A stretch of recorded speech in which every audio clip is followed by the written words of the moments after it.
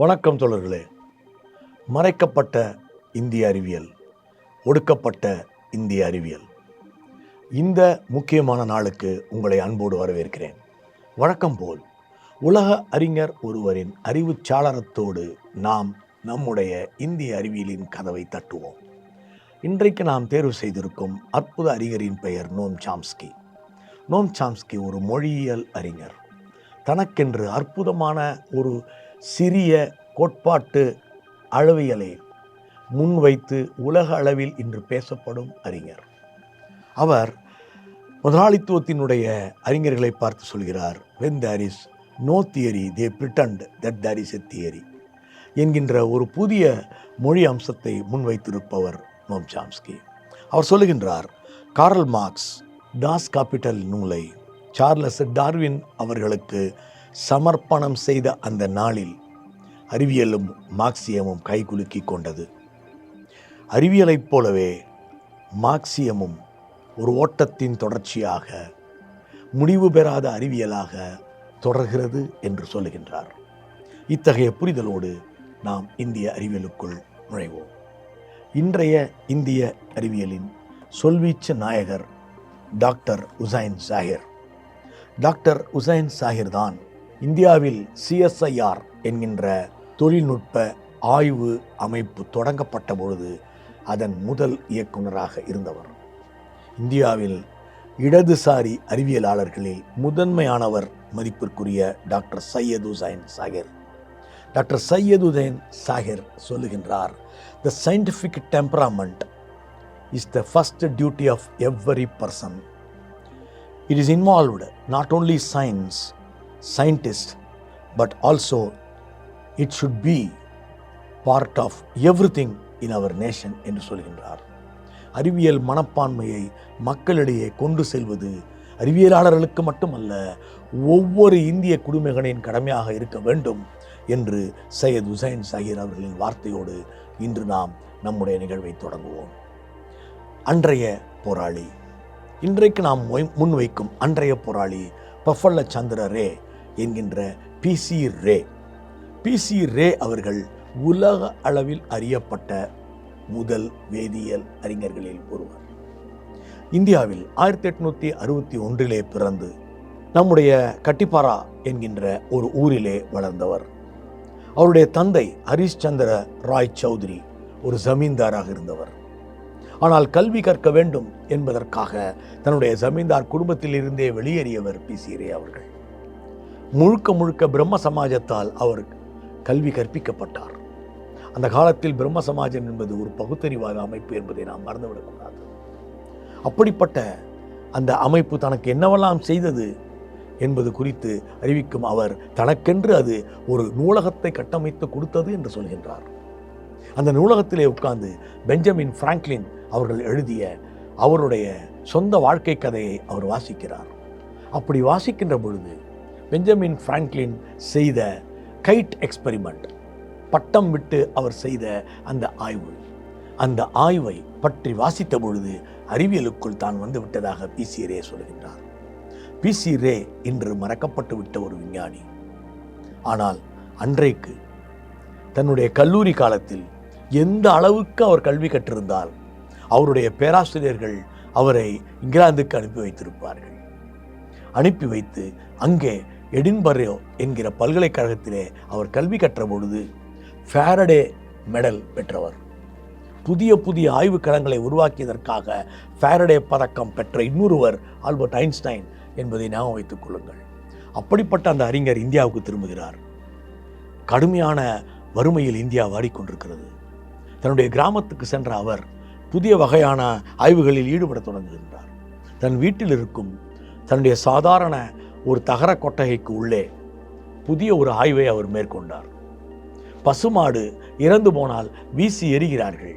அந்த வீசி எறியப்பட்ட பசுமாட்டினுடைய எலும்புகளை எல்லாம் திரட்டி வந்து இரவு முழுவதும் அவற்றை கொதிக்க வைத்து பல வகையான ஆய்வுகளை மேற்கொண்டு வேதிப்பொருட்களை அவர் தயாரிக்க தொடங்கிய பொழுது அந்த ஊரில் முடை நாற்றம் தாங்க முடியாமல் காவலர்களுக்கு அவர்கள் அறிவித்தார்கள்.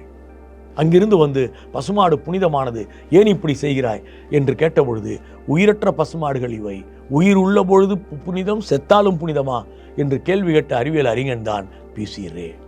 தன்னுடைய நண்பர் வீட்டுக்கு அத்தனையும் எடுத்துக்கொண்டு போய் தொடர்ந்து தன்னுடைய ஆய்வுகளில் பிடிவாதமாக மேற்கொண்டு அந்த மாட்டினுடைய எலும்புகளிலிருந்து நரம்பு டானிக் என்கின்ற இந்தியாவிலேயே தயாரிக்கப்பட்ட முதல் மருந்து கொப்பியை உருவாக்கியவர் அவர். டானிக் என்கின்ற அந்த பாட்டில் மருந்துகளை உற்பத்தி செய்ய தொடங்கி நம் சொந்த நாட்டிலேயே ஒரு மருந்து உற்பத்தி தொழிற்சாலை இருக்க வேண்டும் என்பதை மனதில் கொண்டு போராடி ஒரு தொழிற்சாலையை நிறுவுகின்றார். அப்படி அவர் நிறுவுகின்ற பொழுது அவர் பசுமாடுகளை தேடி வரக்கூடாது என்று உள்ளூரிலே மிகப்பெரிய கலவரத்தை சனாதனவாதிகள் தூண்டிவிடுகிறார்கள். அதற்கு எதிராக போராடி பேசுகின்றார். காந்தியை ஊருக்கு வரவழைக்கிறார். வரவழைத்து அவர்களோடு பேச வைக்கிறார். அறிவியல் தொழில்நுட்பமும் வளர்ச்சியும் இந்த நாட்டினுடைய 2 கண்கள் என்று தீவிரமாக பிரச்சாரம் செய்கிறார். காந்தியைப் போலவே உடை உடுத்த வேண்டும் என்பதற்காக சாக்கு பையில் தைத்து கோட்டு தைத்து கொண்டு வெள்ளைக்காரனையும் கேலிக்கு உட்படுத்தியவர் PC ரே அவர்கள். PC ரே பிரம்மோ கேர்ள்ஸ் ஸ்கூல் என்கிற பெயரில் இந்தியாவின் முதல் பெண்களுக்கான பள்ளிக்கூடத்தை உருவாக்கிய சமூக சீர்திருத்த சிந்தனையாளர். அற்புதமான அந்த விஞ்ஞானி 1944 இறந்து போன பொழுது சல்ஃபியூரிக் அமிலத்தை தயாரிக்கின்ற இந்தியாவிலேயே இருக்கக்கூடிய 3 தொழிற்சாலைகளை உருவாக்கி இந்திய வேதி தொழிற்சாலைகளின் முதல் படியை எடுத்து வைத்திருந்தார் என்பது வரலாறு. ஆனால் அவருடைய வரலாறு முற்றிலும் ஒடுக்கப்பட்ட, மறைக்கப்பட்ட ஒரு வரலாறாக இருக்கிறது. தோழர்களே, நாம் உணர வேண்டும். இப்போது நாம் இன்றைய போராளிக்கு வருவோம். மறைக்கப்பட்ட இன்றைய போராளி இன்றைய நிகழ்வில் CNR ராவ் என்கிற வேதியியல் அறிஞர். CNR Rao Jawaharlal Nehru Centre for Advanced Scientific research என்கின்ற அற்புதமான ஒரு அறிவியல் ஆய்வுக்கூடத்தையே உருவாக்கியவர். தன் வாழ்நாளில் தலை சிறந்த வேதி விஞ்ஞானி, இந்தியாவினுடைய நானோ தொழில்நுட்பத்தினுடைய தந்தை என்று போற்றப்படுபவர். ஆனால் இப்போது அவர் இந்தியாவில் இல்லை. அதற்காரணத்திற்கு பிறகு வருகிறேன். National research ப்ரொஃபஸராக அறிவிக்கப்பட்டவர். அவர் தன்னுடைய வாழ்நாளில் 92 பேட்டன்ட் வைத்திருக்கிறார். அவர் தன்னுடைய 68,000 ஆய்வு கட்டுரைகளின் மூலம் உலகம் முழுவதும் அறியப்பட்டிருக்கிறார். ஒய் ஷேப்டு நானோ டியூப்ஸ் என்று அழைக்கப்படுகின்ற நானோ தொழில்நுட்பத்தின் முக்கியமான படிநிலையை இந்தியாவிலேயே எடுத்து வைத்தவர் CNR ராவ் அவர்கள். CNR ராவ் அவர்கள் இன்றைக்கு கார்பன் நானோ டியூப் தயாரிப்பதற்கான அனைத்து வகையான அறிவியல் ஃபண்ட் என்று அழைக்கப்படுகின்ற நிதிநிலையும் நிறுத்தப்பட்டு விட்டது என்பது மிகப்பெரிய வேதனைக்குரிய விஷயம் என்று எழுதுகின்றார். தன் வாழ்நாளில் உலகம் முழுவதும் சென்று தான் திரட்டிய 9 கோடி சொத்தையும் வைத்துதான் அவர் Jawaharlal Nehru Centre for Advanced Scientific Research என்கிற ஒரு அமைப்பை ஏற்படுத்தினார். அந்த அமைப்பு தீவிரமான பல வகையான சோதனைகளில் ஈடுபடுகிறது. ஹை டெம்பரேச்சர் சூப்பர் கண்டக்டர்ஸை உருவாக்கியவர். அதிலும் குறிப்பாக லிக்விட் நைட்ரஜனை பயன்படுத்துகின்ற மின்கடத்திகளை உருவாக்கி கொடுத்தவர். நம்முடைய அறையினுடைய டெம்பரேச்சரிலேயே எப்படி மேக்னட்டிசத்தை நாம் நானோ மேக்னட்டிசமாக பயன்படுத்த முடியும் என்பதை இந்த உலகிற்கு காட்டியவர். ஒரு மேக்னட்டிசம் என்பது, ஒரு மேக்னெட் என்பது அணுக்களால் ஆனது, காந்தம். ஆனால் அந்த அணுக்களை துளைத்து கொண்டே போய் நானோ அளவிற்கு அந்த அணுவை சுருக்குகின்ற பொழுது அந்த காந்தம் வேறு வகையாக நடந்து கொள்கிறது என்பதை உலகிற்கு கண்டுபிடித்து கொடுத்தவர் CNR ராவ். இப்போதும் நோபல் பரிசுக்காக அவர் காத்திருக்கிறார். இப்படிப்பட்ட மாபெரும் அறிஞர் இப்போது ஜெர்மனியில் இருக்கிறார். இந்தியாவில் முழுக்க நவீன அறிவியலுக்கான ஆய்வுகள் நிறுத்தப்பட்டு விட்டன. கிட்டத்தட்ட 300 கோடி ரூபாய் என்கின்ற மிகப்பெரிய தொகையை பசுமாட்டினுடைய சாணத்திற்கும் பசுமாட்டினுடைய யூரின் என்று நாம் அழைக்கின்ற மூத்திரத்துக்கும் அதை ஆய்வு செய்வதற்கும் அரசு ஒதுக்கிய பொழுது இந்த நாட்டிலிருந்து எதிர்ப்பு தெரிவித்து வெளியேறியவர் CNR ராவ் என்பதை நாம் இங்கு பதிவு செய்ய வேண்டும். மன்மோகன் அரசு CNR ராவுக்கு பாரத ரத்னா விருது வழங்கியது.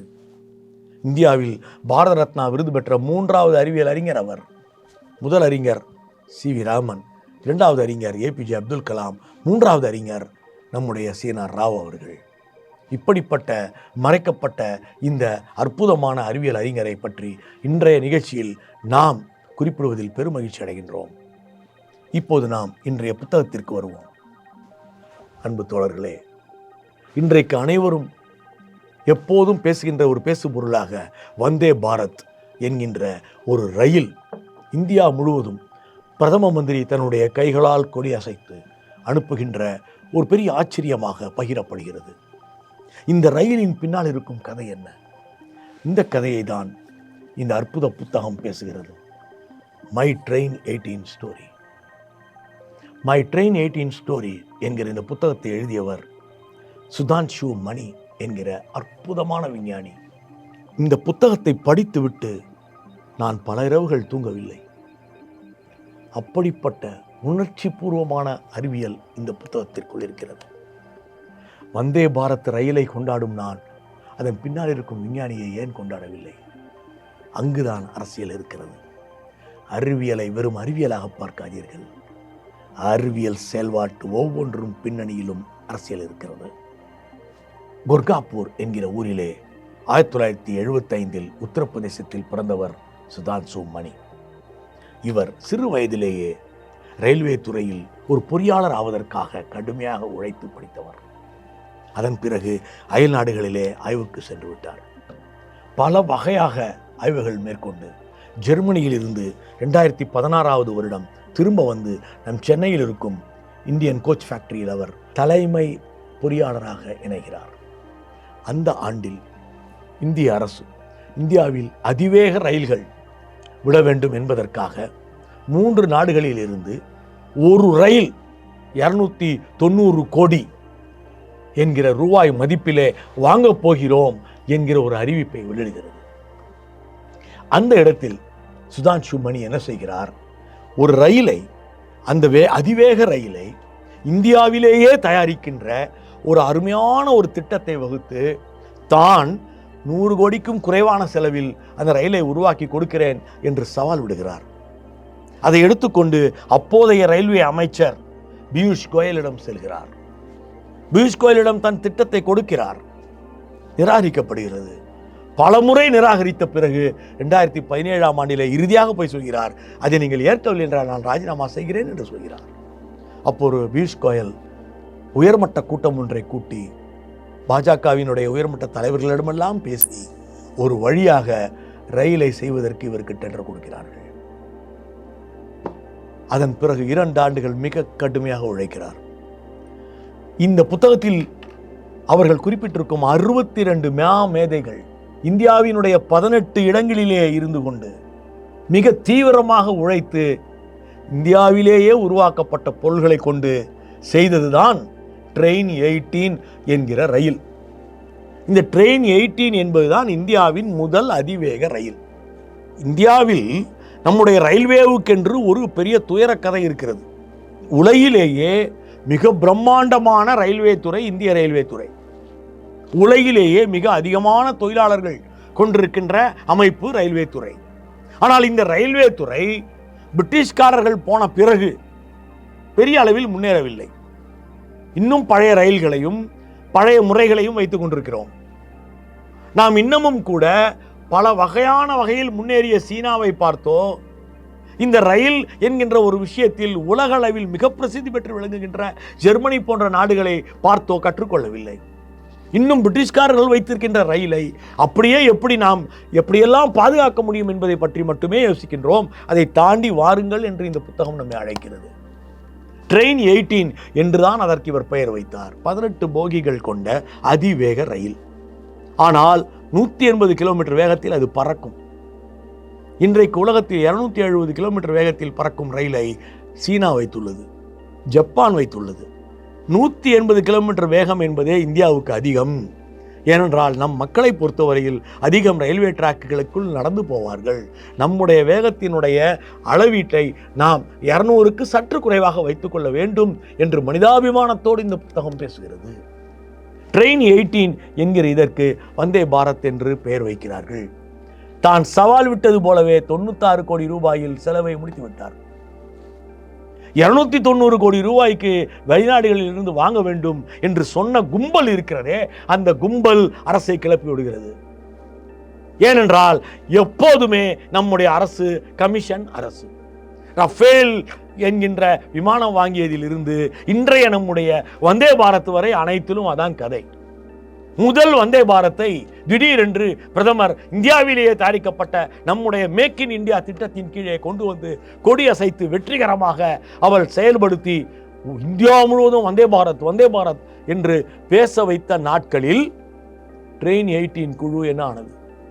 இவர்கள் மீது இடி ரெய்டு, இவர்கள் மீது 180 கேஸ் போட்டு இவர்களை மிக மோசமாக தண்டித்து கிரிமினல்களை போல நடத்தி ஒருவரும் நிம்மதியாக ஓய்வு பெறாமல் அனைவருமே சஸ்பெண்ட் செய்யப்பட்ட கொடூர வரலாறை இந்த புத்தகத்தின் கடைசி பக்கங்கள் பேசுகின்றன. இந்தியாவில் விஞ்ஞானிகளுக்கான இடம் என்ன என்பதை விளக்குகின்ற இந்த புத்தகத்தை நீங்கள் ஒவ்வொருவரும் வாசிக்க வேண்டும் என்று உங்களை நான் அன்போடு கேட்டுக்கொள்கிறேன். இப்போது நாம் இன்றைய போராடும் ஆய்வகத்திற்குள் நுழைகிறோம். National Chemical Laboratory Pune. National Chemical Laboratory பல விஷயங்களை நமக்கு கண்டுபிடித்து கொடுத்தது. நேஷனல் கெமிக்கல் லேபரட்டரி இல்லை என்றால் இந்தியாவிலேயே உருவாக்கப்பட்ட அற்புதமாக நம்ம ஓட்டு போட்டு வந்ததும் நமக்கு ஒரு மை வைக்கிறாங்க பாருங்க. இந்த மையை நமக்கு வழங்கியது நேஷனல் கெமிக்கல் லேபரட்டரியினுடைய கண்டுபிடிப்பு. இந்த நேஷனல் கெமிக்கல் லேபரட்டரி என்கிற CSIR என்கின்ற இந்த அமைப்பின் பின்னணியில் இருந்த மாபெரும் அறிஞர் சாந்தி ஸ்வரூப பட்நாகர். சாந்தி ஸ்வரூப பட்நாகர் பெயரில் இன்றைக்கு நாம் அறிவியல் விருதுகள் வழங்கி கொண்டிருந்தோம். பட்நாகர் விருதை அரசு நிறுத்திவிட்டது. இந்த விருதுகளுக்கெல்லாம் ஸ்ரீ விருதுகள் என்று பெயர் வைக்கப்பட்டு விட்டன. பத்மஸ்ரீ போல விக்யான் ஸ்ரீ கொடுத்து கொண்டிருக்கிறார்கள். யார் இந்த பட்நாகர்? இவர் மீது ஏன் இவ்வளவு கோபம்? ஏனென்றால் உண்மையான அறிவியல் அவருக்கு பின்னால் இருக்கிறது. சாந்தி ஸ்வரூப பட்நாகர் என்கிற இந்த மாமனிதர் ஒரு முக்கியமான அழகான கண்டுபிடிப்பை நமக்கு வழங்கியவர். லகூரிலே பிறந்தவர். மிக மிக ஏழ்மையான குடும்பத்தில் பிறந்தவர். சொல்லப்போனால் தன்னுடைய பள்ளி நேரம் போற மீதி நேரம் முழுவதும் சைல்டு லேபராக பல இடங்களிலே மூட்டை தூக்கி அந்த பணத்தை கட்டி படித்தவர். சாந்தி ஸ்வரூப பட்நாகர் பள்ளி படிப்பிலே முதலிடம் பெற்றதால் வேறு வழி இல்லாமல் ஆங்கிலேயர்கள் அவரை கல்லூரியிலே இடம் கொடுத்தார்கள். ஒரு ஸ்காலர்ஷிப் மூலம் ஆங்கிலேயர்களுக்கு நிறைய இரக்கம் இருந்தது. அறிவை பாராட்டுகின்ற ஒரு கௌரவம் இருந்தது. அப்படி உள்ளே சென்ற பட்நாகர் பல வகையான ஆய்வுகளுக்கு பிறகு ஒரு தலை சிறந்த வேதியியல் விற்பனரானார். இன்றைய நம்முடைய பேச்சே வேதியியல். PC ராய் பற்றி பேசிவிட்டு வந்திருக்கிறோம் அல்லவா? CNR ராவை பற்றி பேசிட்டு வந்திருக்கிறோம் அல்லவா? இப்போது நாம் பட்நாகரை பற்றி பேச வேண்டும். இந்த பட்நாகர் என்ன செய்தார்? 1931ஆம் ஆண்டில் ஸ்டீல் பிரதர்ஸ் என்கிற ஒரு நிறுவனம் இந்தியாவில் வந்து கடலில் இருந்து க்ரூட் ஆயில் எடுத்து விட்டார்கள். அதுதான் அதுக்கப்புறம் ONGC நிறுவனமா மாறுது. க்ரூட் ஆயில் எடுத்துட்டாங்க. ஆனா இந்த க்ரூட் ஆயில மணல்ல இருந்து பிரிக்க முடியல. இந்த இடத்தில் தொழில்துறையே ஸ்தம்பித்து நின்ற பொழுது பட்நாகர் உள்ளே நுழைகிறார். அவருக்கு அப்போ வந்து 24 வயசு தான், சின்ன பையன். அவர் வந்து ஒரு கல்லூரியில் சாதாரண ஒரு உதவி பேராசிரியர் பணியில் ஒரு ஆய்வகத்தில் வேலை பார்க்குறாரு. அவர் ஒரு ஐடியா சொல்கிறாரு. அந்த ஐடியாவை அவங்க வந்து பின்பற்றி பார்க்கலாமேன்னு முடிவு பண்ணுறாங்க. அது என்னன்னா, ஒன்றும் இல்லை, வீட்டில் நம்ம வச்சிருக்கிற மைதா பசை இருக்குல்ல, அதை செஞ்சு எடுத்துக்கிட்டு போய் அந்த பசையை கலக்கிறார். அப்படி கலக்கும் பொழுது மிக அற்புதமாக க்ரூட் ஆயில் தனியாக வந்து போச்சு, மணல் தனியாக வந்து போச்சு. அந்த நம்ம கலந்த அந்த பசை இருக்குல்ல, அது மணலோட போயிடுச்சு. கூடவே தண்ணீர் நிறத்தில் ஒரு திரவம் கிடைத்தது. தண்ணீர் நிறத்தில் இந்த திரவம் இருக்குது, இதை யாராவது தண்ணி நினச்சி குடிச்சிடுவாங்க அப்படின்னு சொல்லிட்டு அதை வந்து எரிபொருளாக்கி வீட்டில் வந்து ட்ரை பண்ணுறாரு. அருமையாக அது எரியுது. அதுவும் ஒரு எரிபொருள். இது நம்ம இந்தியாவில் இருந்து நாம் ஏழைகளுக்கு மிக சாதாரண விலையில் கொடுக்க முடிந்த இது ஒரு உபரி. இதை கொட்டு அப்படின்னு கொட்டாதீங்க, இதை வைங்க. இதில் ஒரு நீல நிறத்தை கலக்க வேண்டும், இல்லைனா இதை தண்ணி நினச்சி குடிச்சிடுவாங்கன்ட்டு நீல நிறத்தை கலந்து, அதுக்கு தான் நம்ம கிருஷ்ணாயில் என்று பெயர் வைத்திருக்கிறோம். ஏன்னா அது நீல கலரில் இருக்கு. இதைத்தான் இப்போது நாம் மண்ணெண்ணெய். ஏன் அது மண்ணெண்ணெய்? மண்ணிலிருந்து எடுக்கப்பட்டது. மண்ணையும் கூடாயிலையும் பிரிக்கின்ற இடத்தில் அதிலிருந்து ஒரு எண்ணெய் வந்து இருக்கிறது. அது ஒரு மண்ணெண்ணெய். அதை கொடுத்த பட்நாகர் ஒரு மாமனிதர். இவர் தான் CSIR உருவாக காரணமாக இருந்தவர். ஆனால் இவர் பெயரில் வழங்கப்பட்ட விருதுகள் அனைத்தையுமே நிறுத்திவிட்டார்கள். ஏனென்றால் அறிவியல் ரீதியில் நீங்கள் சிந்திக்க கூடாது. இப்போது அந்த நேஷனல் கெமிக்கல் லேபரட்டரியில் என்ன செய்து கொண்டிருக்கிறார்கள்? வேத கால ரசாயனங்கள் என்று தனியே ஒரு குழுவை உருவாக்கி, அப்போது அந்த காலத்தில், அந்த வேத காலத்தில் உபனிஷத்திலும் 4 வேதங்களிலும் என்ன வேதிப்பொருட்கள் எல்லாம் பயன்படுத்தி யாகங்கள் வளர்க்கப்பட்டன என்பதை குறித்தெல்லாம் ஆய்வு செய்கிறார்கள். புராணங்களிலே எந்தெந்த இடத்திலே உலோகங்கள் பயன்படுத்தப்பட்டன, என்னென்ன உலோகங்கள் இந்த மாதிரியான விஷயங்கள் தேவையா தேவையில்லையா என்பது வேறு. அறிவியலை நிறுத்திவிட்டு இது தேவையா என்பதுதான் என் கேள்வி. இப்போது நாம் நம்முடைய கண்டுபிடிப்பிற்குள் நுழைவோம். நம்முடைய இந்தியாவின் அற்புத கண்டுபிடிப்பு பென்டிரைவ். இன்றைக்கு சர்வ சாதாரணமாக நாம் பயன்படுத்துகின்ற மிக சிறிய விஷயம். நாம் இதுக்குள்ள நூற்றுக்கணக்கான பாடல்களை வைக்கிறோம், ஆயிரக்கணக்கான ஃபைல்ஸ் உள்ள வைக்கிறோம். ஒரு டிவைஸ், இந்த யூஎஸ்பி என்று பொதுவில் அழைக்கப்படுகின்ற இந்த device, universal scoop service bus என்ற இதை அழைக்கிறார்கள். இது அஜய் பாட் என்கிற இந்தியாவில் மும்பையில் பிறந்து படித்து மகாராஜா சாயாஜி ராவ் பல்கலைக்கழகத்திலே பரோடாவிலே கல்வி கற்று பிறகு தன்னை ஒரு கணினியியல் பொறியாளராக உருவாக்கி கொண்டு இன்டெல் நிறுவனத்திற்கு சென்று பணிபுரிந்த நம்முடைய அஜய் பாட் அவர்கள் கண்டுபிடித்தது. 1996 இதை கண்டுபிடித்து வழங்கியவர் நம்முடைய அஜய் பாட் அவர்கள். 32 பேட்டன்ட்கள் என்று அவர் வைத்திருக்கிறார். ஆனால் யுனிவர்சல் சீரியல் பஸ் என்று இதை அழைத்து 3 சர்வதேச கார்ப்பரேட்டுகள் இதை மிகப்பெரிய அளவில் சர்வதேச நீதிமன்றத்தில் இந்த பேட்டன்ட்டை நாம் அஜய் பாட்டுக்கு வழங்க முடியாது என்று போராடிய பொழுது அப்துல் கலாம் முதற்கொண்டு தலையிட்டு இந்திய அரசாங்கத்தை இந்த கேஸை நடத்துவதற்கு உதவி செய்ய வேண்டும் என்று கூறி நம்முடைய அஜய் பாட் வைத்த பென் டிரைவ் என்கிற பெயரா அல்லது யூஎஸ்பி என்கிற பெயரா, எந்த பெயரால் இதை அழைக்க வேண்டும் என்பதுதான் மிகப்பெரிய ஒரு விவாதமாக போய்கொண்டிருந்தது. நம்முடைய பேனா அளவிற்கு சிறிதாக இருக்கும் இதற்கு ஸ்க்ரூ டிரைவ் என்பது போல பென் டிரைவ் என்று பெயர் வைக்க வேண்டும் என்பதுதான் அஜய் பாட்டின் விருப்பம். அதன் அடிப்படையில் சர்வதேச நீதிமன்றம் இதை பென் டிரைவ் என்று அறிவித்து தன்னுடைய நீதியை தன்னுடைய நிலைநாட்டி அழகாக ஒரு தீர்ப்பை வழங்கியது 96. அப்படிப்பட்ட இந்த அரிய கண்டுபிடிப்பு, இது ஒரு பிளக், வெறும் இது ஒரு அனைத்தையும் சேர்த்து வைக்கிற மெமரி டிவைஸ் மட்டும் அல்ல, இது ஒரு பிளக்கும் கூட. இந்த பிளக்கிங் மெத்தட் என்பதே வந்த பிறகுதான் கணினிகள் அடுத்த தலைமுறையை நோக்கி முன்னேறின. அத்தகைய அருமையான விஷயத்தை உலகிற்கு கொடுத்த அஜய் பாட் ஒரு இந்தியர் என்பதில் பெருமை கொள்வோம். அறிவியலே வெல்லும். நன்றி.